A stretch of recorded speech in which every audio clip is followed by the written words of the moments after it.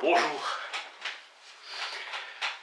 Pour l'agrégation Emmanuel Lévinas, dans Totalité et Infini, et c'est sur l'extériorité. Il serait inutile d'insister sur la banalité du meurtre qui révèle la résistance quasi nulle de l'obstacle. Cet incident le plus banal de l'histoire humaine correspond à une possibilité exceptionnelle, puisqu'elle prétend à la négation totale d'un être. Elle ne concerne pas la force que cet être peut posséder en tant que partie du monde. Autrui qui peut souverainement me dire non s'offre à la pointe de l'épée ou à la balle du revolver, et toute la dureté inébranlable de son pour soi avec ce non intransigeant qui l'oppose s'efface du fait que l'épée ou la balle a touché les ventricules ou les oreillettes de son cœur.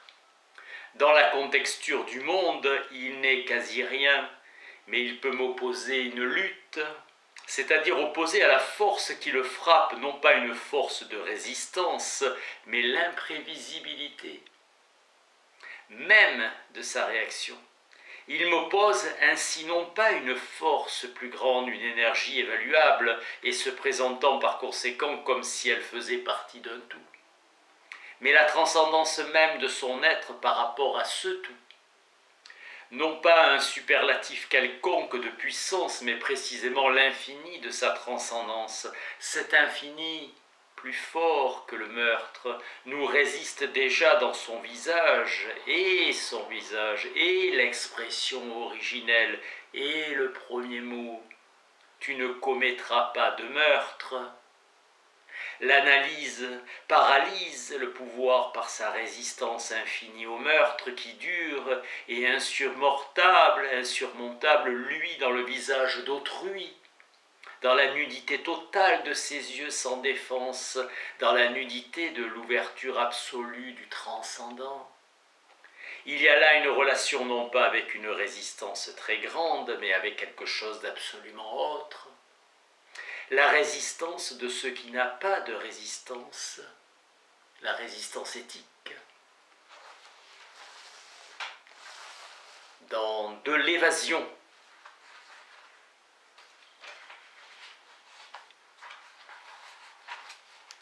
l'existence est un absolu qui s'affirme sans se référer à rien d'autre, c'est l'identité.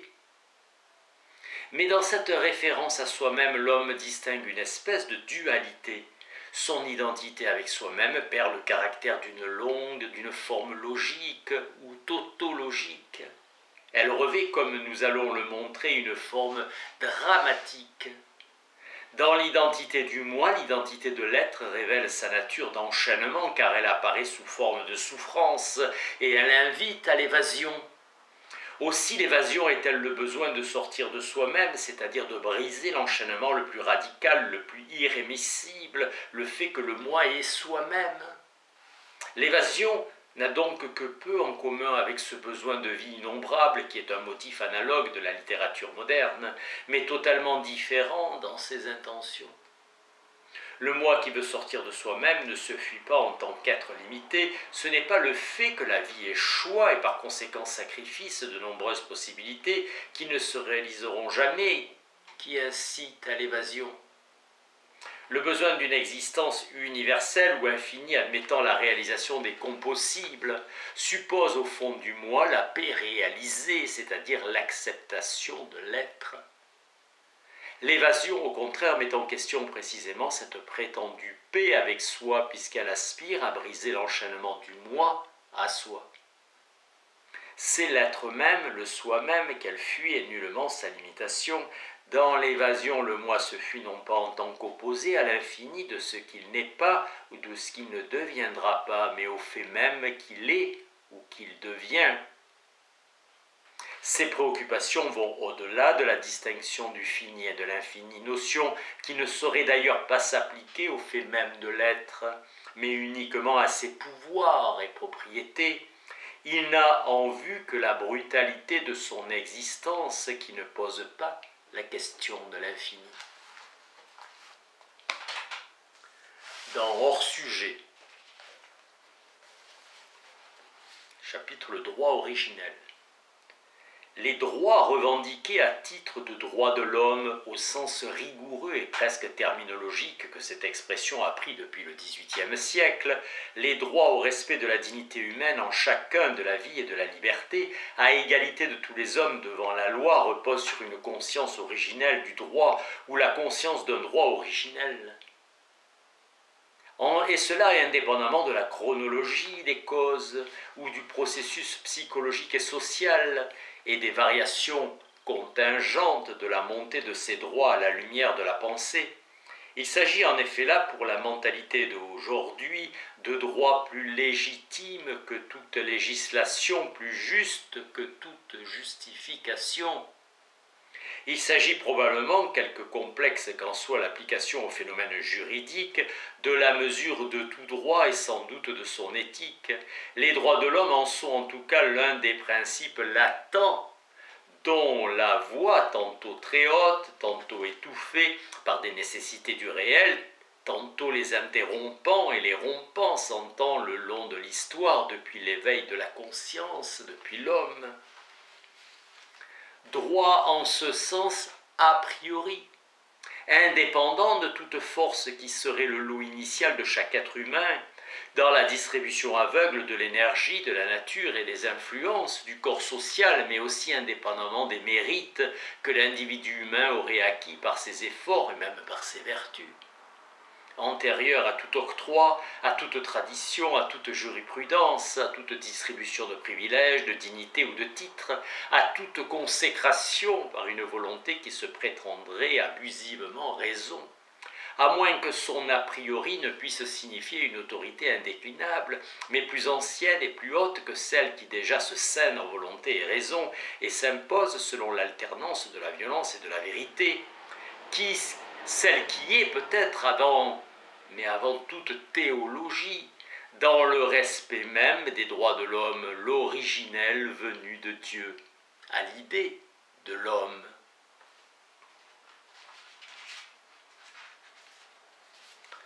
La notion large des droits de l'homme. La possibilité d'assurer la jouissance effective de ces droits, de répondre dans les faits à la revendication inconditionnelle de la liberté humaine et de tous les droits qu'elle implique, malgré les poids des nécessités physiques et politiques, et même malgré la violence où la personne peut éprouver le pur subir des causes du monde, n'est pas d'emblée donnée. Les conditions du respect de ces droits ne sont apparentes que lorsque l'homme a déjà assumé son premier droit en prenant connaissance du déterminisme naturel et social qui enserre la personne et que dès lors il entrevoit les procédés pratiques issus de se connaître, susceptibles de dégager la personne de ses pressions et de les subordonner à l'exercice de ses droits. Assomption de la liberté dans le connaître, qui n'est pas un fait inévitable pour l'humanité de tout temps et de partout. Assomption de la liberté qui est libre elle-même, acte révolutionnaire dans le sens le plus radical du terme. Il marque une époque et une civilisation,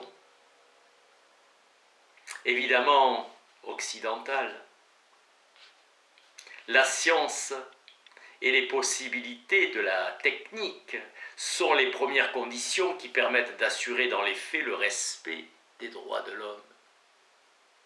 Le développement des techniques, grâce à l'épanouissement du savoir à travers lequel l'humanité européenne allait à sa modernité, est probablement de soi la modalité essentielle sous laquelle la pensée des droits de l'homme, placée au centre de la conscience de soi, s'élargit dans sa conception et s'inscrit ou s'exige comme base de toute législation humaine qui du moins se pense, alors comme les droits de l'homme dans leur intégralité. Indispensable ou espérée, discipline rationnelle née en Europe, elle peut s'étendre et se proposer à toute l'humanité.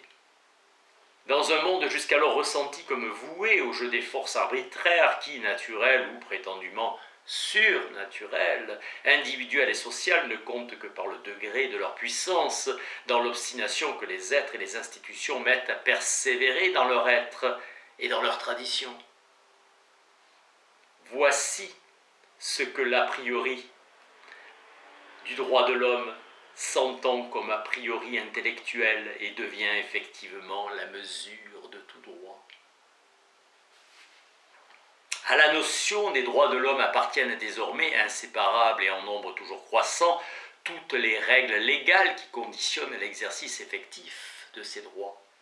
Voici derrière les droits à la vie, à la sécurité, à la libre disposition de ses biens et à l'égalité de tous les hommes devant la loi, à la liberté de la pensée et de son expression, à l'éducation et à la participation au pouvoir politique, tous les autres droits qui les prolongent ou les rendent concrètement possibles. Les droits à la santé, au bonheur, au travail, au repos, à la demeure, à la libre circulation, mais aussi au-delà de tout cela, le droit de s'opposer à l'exploitation par le capital, les droits syndicaux et jusqu'au droit au progrès social, à l'affinement utopique ou messianique de la condition humaine, le droit à l'idéologie ainsi que le droit à la lutte pour le droit intégral de l'homme et le droit d'assurer les conditions politiques de cette lutte. La modernité des droits de l'homme va certainement jusque-là. Il est certes nécessaire aussi de se demander quelles sont l'urgence, l'ordre et la hiérarchie de ces droits divers, et s'ils ne compromettent pas les droits fondamentaux quand on exige tout inconsidérément. Mais ce n'est pas là reconnaître une limite à la défense de ces droits, ce n'est pas contester, c'est poser un problème nouveau à propos d'un droit incontestable et sans pessimisme lui consacrer une réflexion nécessaire.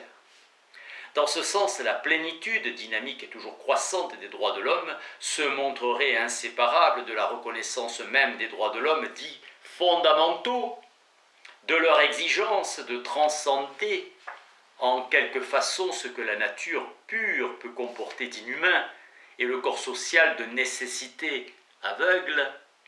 L'unicité et l'irréductibilité de la personne humaine se trouvent respectées et s'affirment concrètement par l'atténuation de la violence à laquelle elle se trouve exposée dans l'ordre ou le désordre du déterminisme du réel.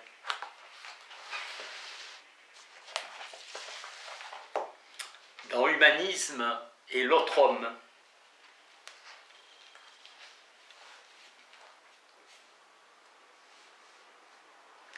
le sujet s'aventure par la parole effective ou par le geste manuel dans l'épaisseur de la langue et du monde culturel préexistant qui lui est familière, mais non pas de connaissance, qui lui est étrangère, mais non pas d'ignorance, et à laquelle cette parole et ce geste en tant qu'incarnés appartiennent d'ores et déjà et qu'ils savent remuer et réarranger et révéler seulement de la sorte au fort intérieur de la pensée que l'aventure du geste culturel avait toujours déjà débordé.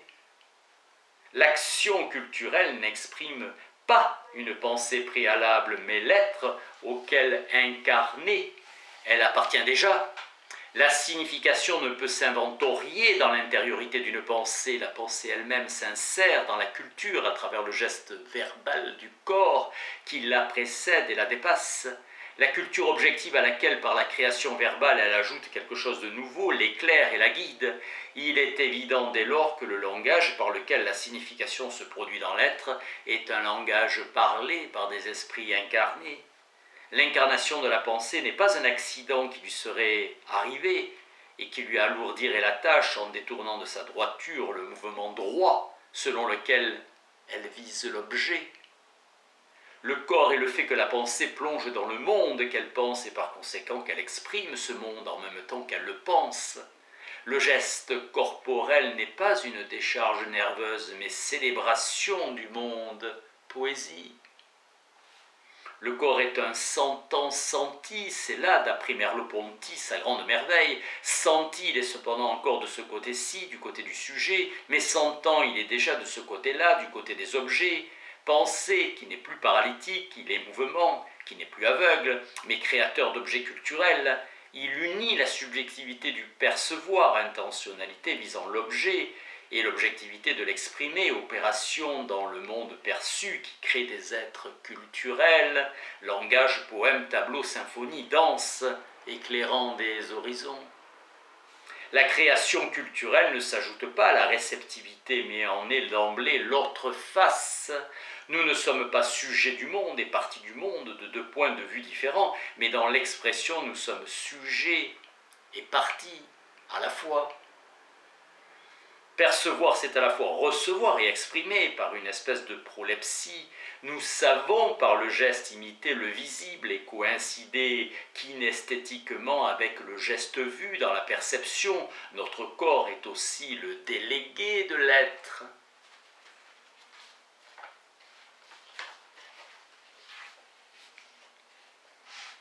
La désignation technique de l'univers est elle-même une modalité de la culture. Réduction du réel à l'objet en général, l'interprétation de l'être, comme s'il était destiné au laboratoire et à l'usine, vision scientifique et technique qui s'impose aux besoins, les modifie, les nivelle et les crée. Plutôt qu'elle n'est suscitée par leur droiture et univocité originelle, car aucun besoin humain n'existe en réalité à l'état univoque du besoin animal. Tout besoin humain est d'ores et déjà interprété culturellement. Seul le besoin abordé au niveau de l'humanité sous-développée peut laisser cette fausse impression d'univocité. Il n'est pas certain d'ailleurs que la signification scientifique et technique du monde puisse dissoudre la multiplicité des significations culturelles. On peut en douter, en effet, lorsqu'on constate les menaces qui font peser sur l'unité de la nouvelle société internationale, placée sous le signe du développement scientifique et industriel moderne et du regroupement de l'humanité autour des impératifs univoques du matérialisme, les particularismes nationaux, comme si ces particularismes répondaient eux-mêmes à des besoins. Et cela leur enlève certes le caractère de simple superstructure, enfin les formes sous lesquelles se manifeste cette recherche du sens unique de l'être, à partir des besoins, sont des actes en vue de la réalisation d'une société. Ils sont portés par un esprit de sacrifice et d'altruisme qui ne procède plus de ses besoins à moins de jouer sur le mot besoin. Les besoins qui prétendument orientent l'être reçoivent leur sens à partir d'une intention qui ne procède plus de ses besoins. Ce fut déjà le grand enseignement de la République de Platon. L'État qui se fonde sur les besoins des hommes ne peut ni subsister, ni même surgir, sans les philosophes qui ont maîtrisé leurs besoins et qui contemplent les idées et le bien.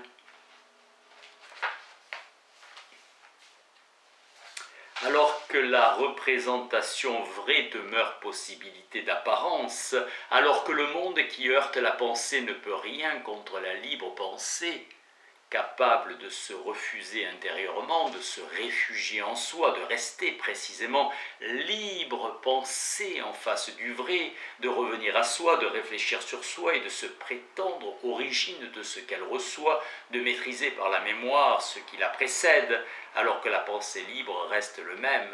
Le visage s'impose à moi, sans que je puisse rester sourd à son appel, ni l'oublier. Je veux dire, sans que je puisse cesser d'être responsable de sa misère, la conscience perd sa première place.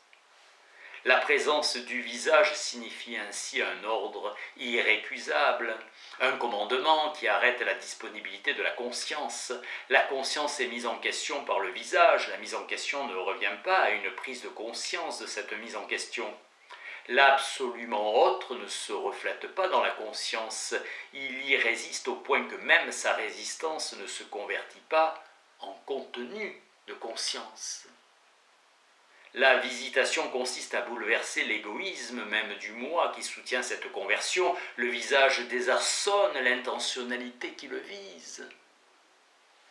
Il s'agit de la mise en question de la conscience et non pas d'une conscience de la mise en question. Le moi perd sa souveraine coïncidence avec soi, son identification, où la conscience revient triomphalement à elle-même pour reposer sur elle-même devant l'exigence d'autrui. Le moi s'expulse de ce repos. Ce n'est pas la conscience déjà glorieuse de cet exil.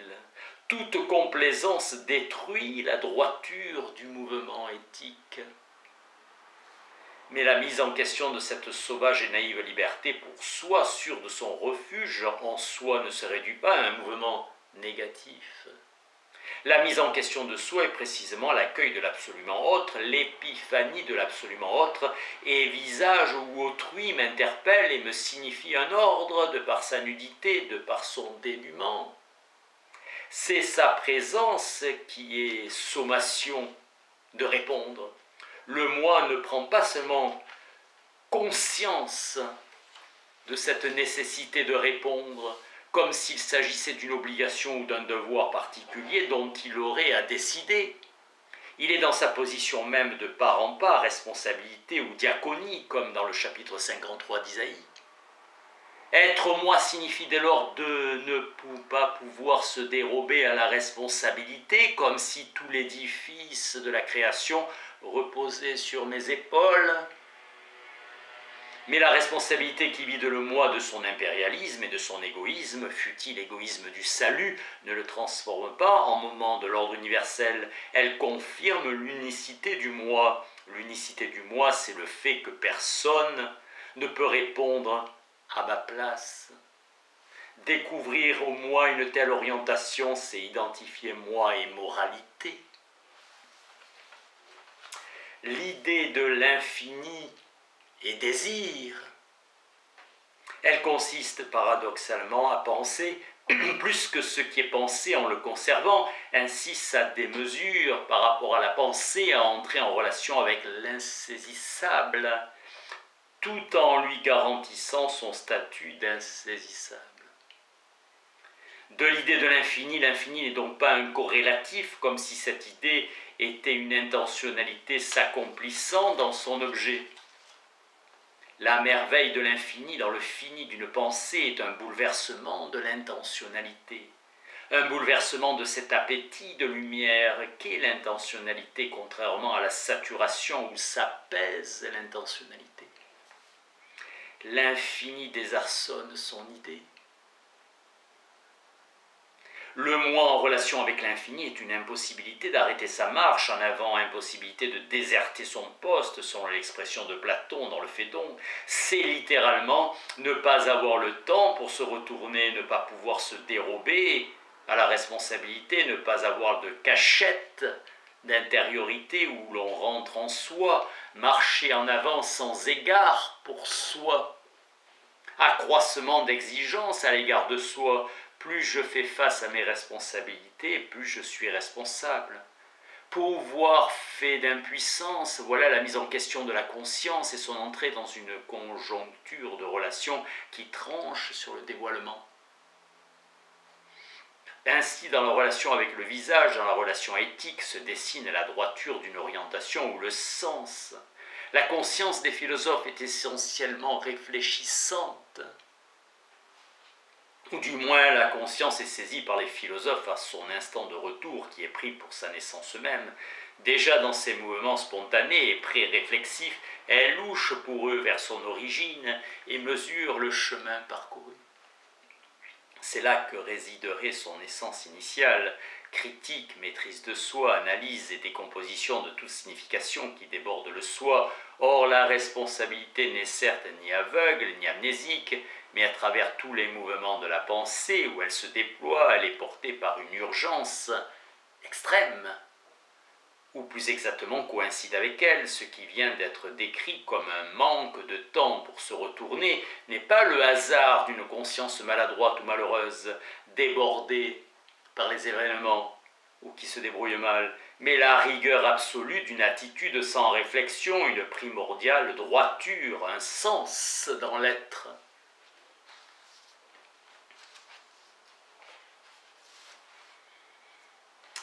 L'inefficacité de l'action humaine enseigne la précarité du concept homme.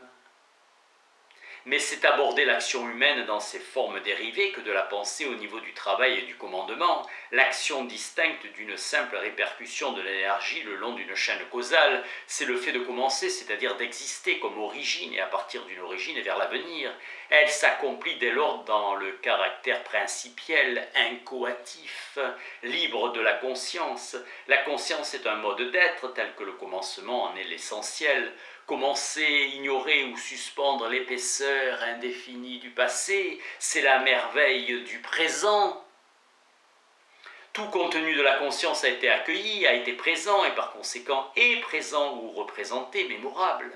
La conscience, c'est l'impossibilité même d'un passé qui n'aurait jamais été présent, qui serait fermé à la mémoire et à l'histoire. Action, liberté, commencement, présent, représentation, mémoire et histoire articulent de diverses façons la modalité ontologique qu'est la conscience. Rien ne peut entrer en fraude, en contrebande, en quelque façon dans un moi conscience sans s'exposer à l'aveu, sans s'égaler dans l'aveu, sans se faire vérité. Dès lors, toute rationalité revient à la découverte de l'origine du principe. La raison est une archéologie, et le mot composé d'archéologie une redondance. L'intelligibilité du sujet lui-même ne peut consister que dans cette remontée à l'origine, mouvement qui, conformément à la Wissenschaftslehre, scientifiquement, est l'être même du moi, le se poser du soi-même. La réflexivité du moi n'est rien d'autre que le fait d'être l'origine de l'origine. Merci.